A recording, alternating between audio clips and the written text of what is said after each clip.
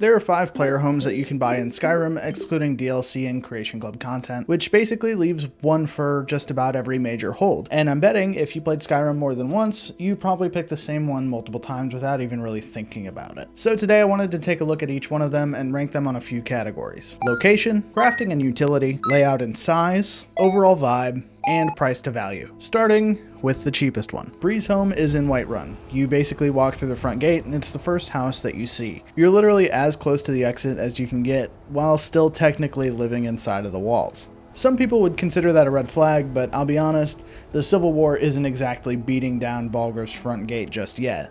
What we're looking at here is a classic Nordic timber frame. It's very traditional, it's very sturdy, and it's very brown. It's got a front door, and the front door works. I checked. War Maidens is right next door, just in case you're ever trying to protect yourself or deal some damage.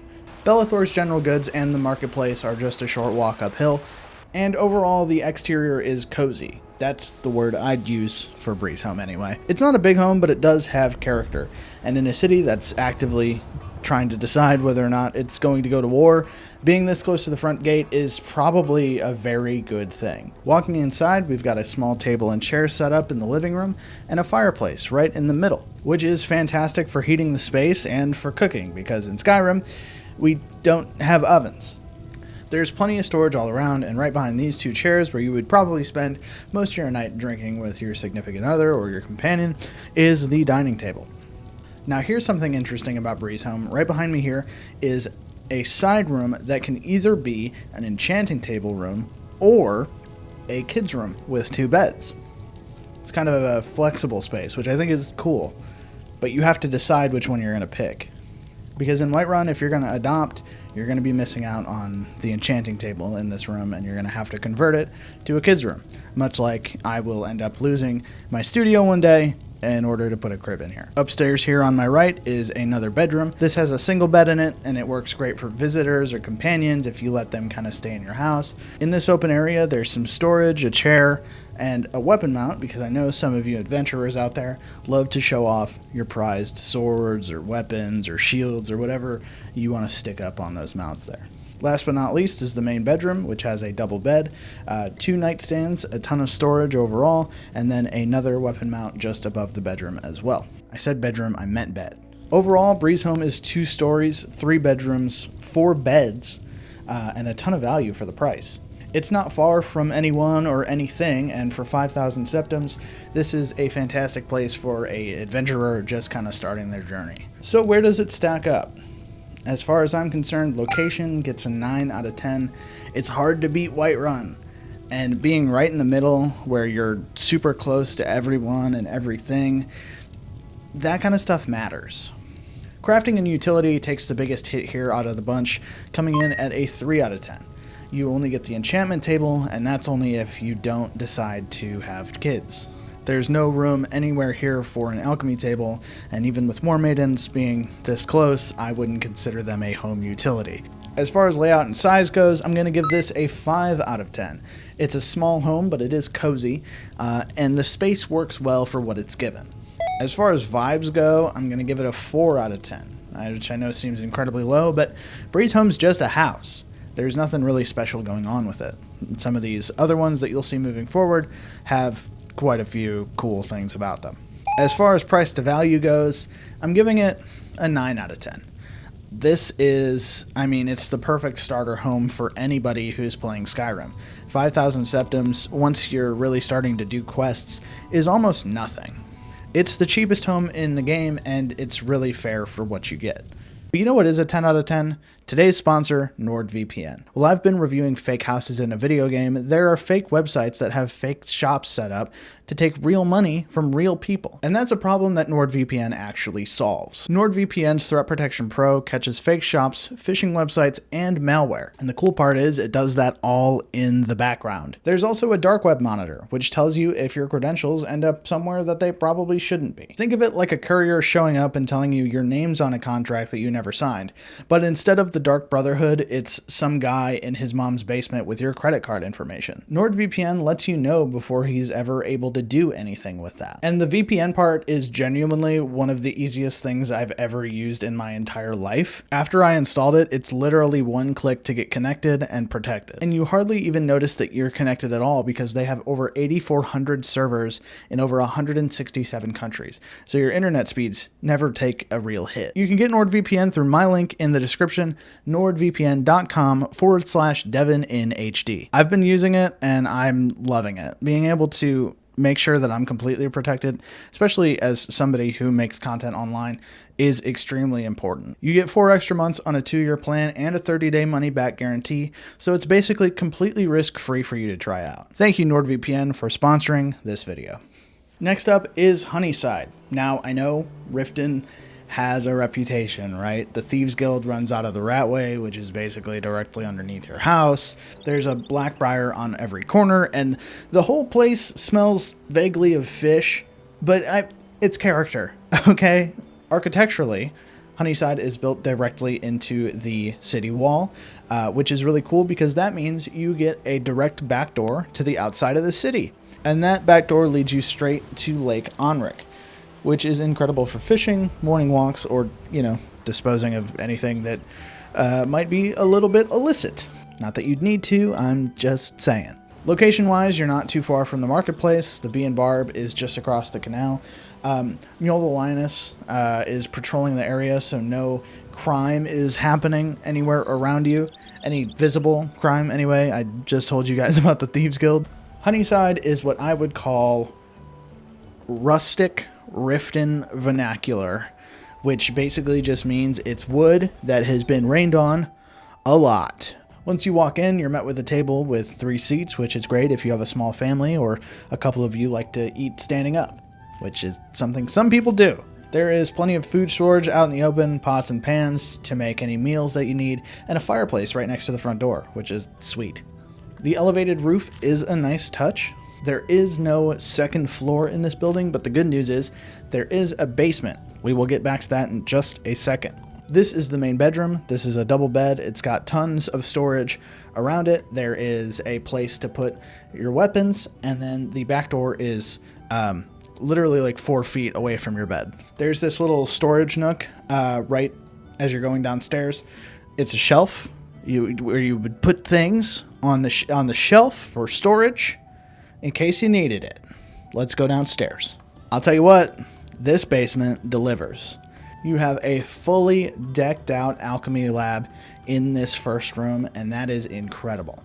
Right next to that is a full enchanting room with mannequins and weapon mounts galore, so you can really set up all of your favorite stuff in this one room to make it look exactly how you want it to. I'd say this is one of the best crafting setups in the entire province. There's also a second bedroom here, which is more of a guest bed than a children's room. It would be crazy, in my opinion, to have a family in Riften. Heading back upstairs and outside this time, we're standing out on the back deck, which has a table and chairs, which is fantastic for looking over the lake, watching the dock workers do their thing. If you get on the stairs here, there's a boat that I assume is connected to the property, and a pathway that leads around the lake as well. This house comes in at 8,000 septums, but I heard if you're good at haggling, you can get it down to 5. Location-wise, I'd consider this a 7 out of 10. Riften is divisive. It's got the private dock and everything, but it's in my opinion, it's one of the worst major cities that you can actually live in. As far as crafting and utility goes, I'd give this a 9 out of 10. This is arguably one of the best setups in the entire province. I said that already, but it reigns true. It's truly an incredible setup down there. Layout and size, I would give this a 6 out of 10, and that's just because of the upstairs. It's a little bit tighter to walk around in there. Once you get down into the basement, it's a little more roomy, but the fact that it's a single floor plus the basement, and things are really tight in there, I think that lands right. As far as vibes go, I'd give this an 8 out of 10. Being on the back deck with the boys, cracking some cold ones, and then the fact that you've got the entire downstairs enchanting and crafting area, I think that's sick. So I'm going to go with an 8 out of 10. I think this is really solid as far as this goes. Price to value on this home, in my opinion, is an 8 out of 10. 8,000 is fair for the property, and I think 5,000, once you haggle them down, is fantastic. Hjerim is next. Mind the snow and the ice and the wind and the xenophobia. This is a different market for sure. Vlindrel is the oldest city in Skyrim. Architecturally, Hjerim is the ancient Nordic stone construction with the high angle roof to keep the snow off. This is one of the largest homes in any city in Skyrim. You can tell from the street that this is more of a manor than a house. Inside, it's also one of the visually most impressive homes as well. The front door leads directly into a large dining room. There's also a side table, just in case you needed to shovel your way into your house and needed a place to put any of your stuff. There is tons of storage as we move into the kitchen and 2 separate fireplaces. There are a couple tables in here, side tables. Everything is just chock full of food. Last room on the first floor is the double bed kids room. Tons of storage in here as well, a play dummy for the adventurer in training, and just generally a nice area for the kids to grow up in. Did I say that this was the last room in the first floor of the house? That's technically a lie, because inside of this wardrobe here is the alchemy room. So there is an alchemy table and enchanting table in this room here, which is weird that it's in the kids' room, I won't lie. But even if you're not using those for its purpose, this is a great place for storage. Upstairs, we get another look at the vaulted ceilings. There's also taxidermied predator heads all around the walls. I actually believe that this is the only house with display cases in it, so you can fully display your weapons. You also have a companion/guest bedroom in here as well, and then the main bedroom. You have another sitting table, tons of storage, more display cases. There are weapon mounts in here as well. Honestly, this might be one of the most beautiful houses in the entire game. This one is typically 12,000 septims. Given the recent murders, though, you could probably get it for 8. Location-wise, this one is a 5 out of 10. Why would anyone come to Vlindrel? It's cold, it's remote, it doesn't have a ton of quests in the area. It's also very politically unstable, just kind of generally. As far as crafting and utility goes, I'm going to give this one an 8. Having the enchanting table and the alchemy table and the mannequins and the display cases, it barely gets better than this. I'm giving it an 8 because it's in the kids' room, though. I'm giving it an 8 because a large amount of this stuff is just hidden in the kids' room. I'm going to give the vibes of this one a 7 out of 10. Murder House is a real strong vibe, but the building itself is pretty restrained. I mean, it's a nice house, but it's like classy. You know what I mean? When I say vibe, I'm looking for something a little weird. I'm also giving this a 7 out of 10 for cost of value. I think that some of you are probably like, man, that should be a little bit higher, don't you think? But hear me out. It's 12,000 septims, which is honestly a ton of money. With the steeper discount, getting it down to 8, I think it's a bit more reasonable, but that doesn't change my number. This is Vlindrel Hall. It's carved into the side of a mountain. The whole city's carved into the side of a mountain. I hate it. It's also the highest property in the video game. You have to walk up so many steps just to get here. Architecturally, and I use that word loosely, you're in a cave. You're entirely in a cave. The exterior of this house is a door and some steps. You don't have a backyard. You don't have a front yard. You don't have a back door. You have a door. Location-wise, and I cannot stress this enough, you're at the top of the mountain. Okay? You have to walk up a ton of steps just to get here.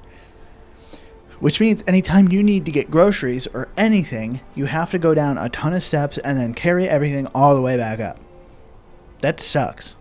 Walking inside, can you tell that I have a hard time recommending this one as a player home? It's not because of the layout, okay? It's not. The layout is actually great. I really like the look of this house. But this isn't made of wood. It's all stone and metal, and The Dwemer built it, and they're not here. So if anything broke inside of this place, which I know, like, outside of the video game, that wouldn't happen, right? But considering, like, if you were somebody who lived in Skyrim and you moved into this house, why would you do that? Because if anything broke, nobody who is alive knows how to fix it. Anyway, here's the kitchen. It's beautiful. There is, tons of storage. It's all super well stocked. They have a guest bedroom. They have a second kitchen. There's an alchemy room and a enchanting room. And the main bedroom has a double bed, and it's awesome, and it's all got storage, and it's amazing. All I'm saying is you're living in a time bomb that costs 8,000 septims. I know we got through this one quick, my fault. Location-wise, this one's a 4 out of 10. Markarth itself is super remote, and then you are going to one of the most remote spots in the city just to get to your house. That's lame. Crafting and utility, 8 out of 10. I think this is really well put together, super solid. Everything's got their own dedicated rooms, and there's plenty of storage. It's just inside of a Dwemer ruin, which is what knocks it down. Layout and size, 7 out of 10. There's a lot of walking space. I like that a lot. There's no living room, though. So, like, where are we supposed to hang out? I will say, vibes, this one's a 10 out of 10. Living in, like, a dead civilization's machine, not for me, but it's pretty cool. Price to value, 7 out of 10. I think that this is one of the weirdest homes that you could buy. I think that it's got, it looks really cool. It's set up really nicely. But man, I just can't get over, like, the existential dread. Last one is Proudspire Manor.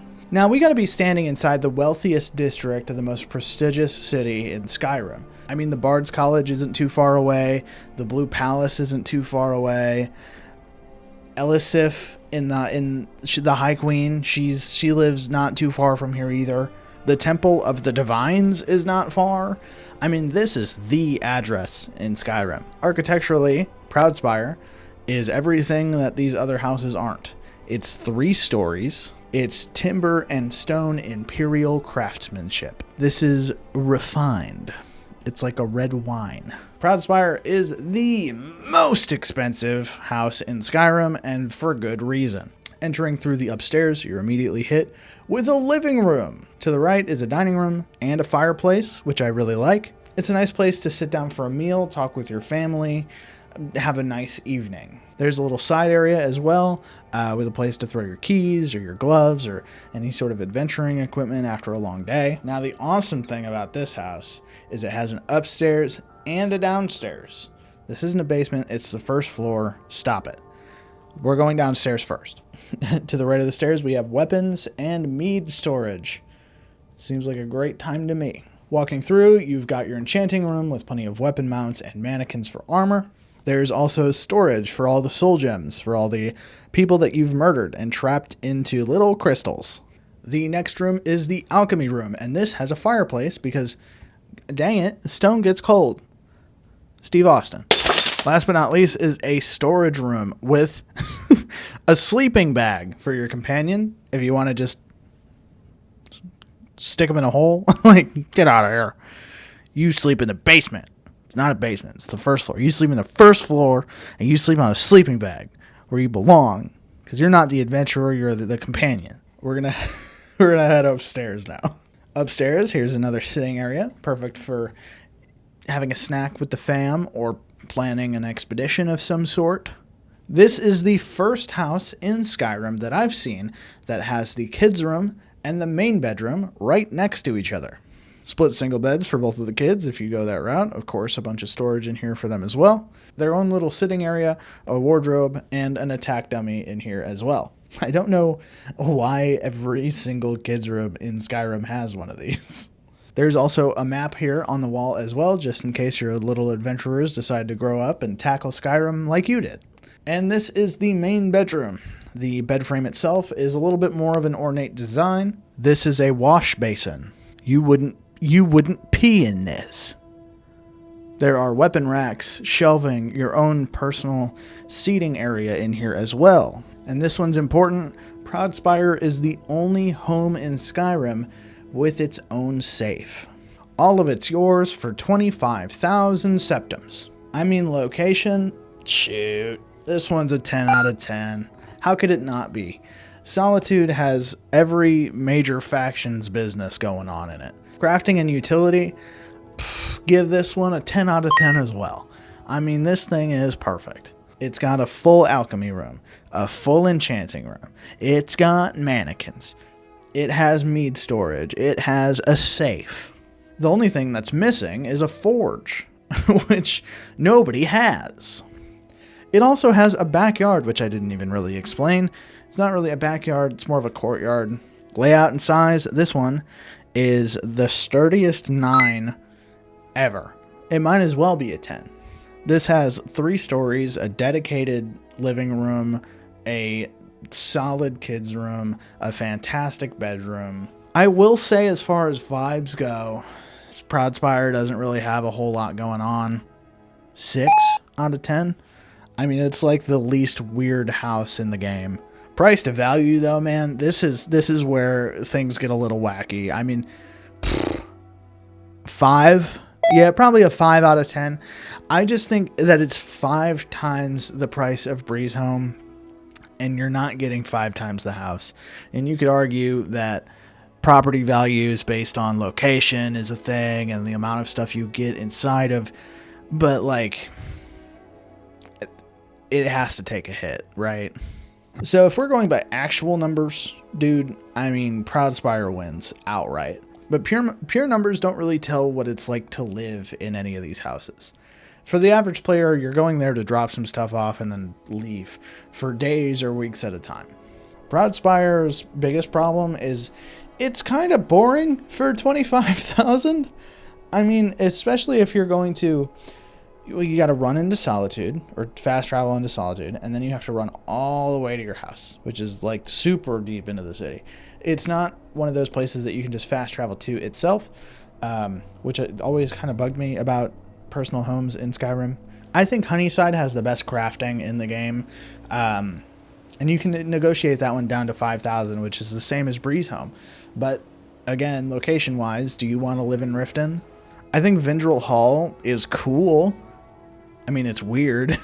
So if you like weird, Hjerim is the prettiest and the biggest. So, I mean, if you wanted to live in a murder house in the Civil War capital of Skyrim, you could do that.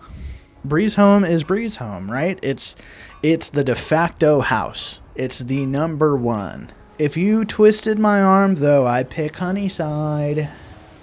I don't like the smell of fish, but it is a nice house. And the back deck is super cool. But you tell me, which one do you normally pick? I have a feeling a lot of you are going to say Breezehome, but if you have a different answer, I'd love to know why. Thank you so much for watching my video. Hey, shout out to the channel members. These are the guys that keep it going. These are all of the level 1s. Shout out to the level 1 channel members. These are good people. And shout out to the level 2s. Now, the level 2s pay a little bit more money for the same exact experience, which I really appreciate. I mean, there ain't nothing like you guys. We're building one of the best communities I've ever seen. And you can join that community in the Discord. If you are a channel member, you get special stuff in there as well. So Discord link is in the description. And I will see you guys next week.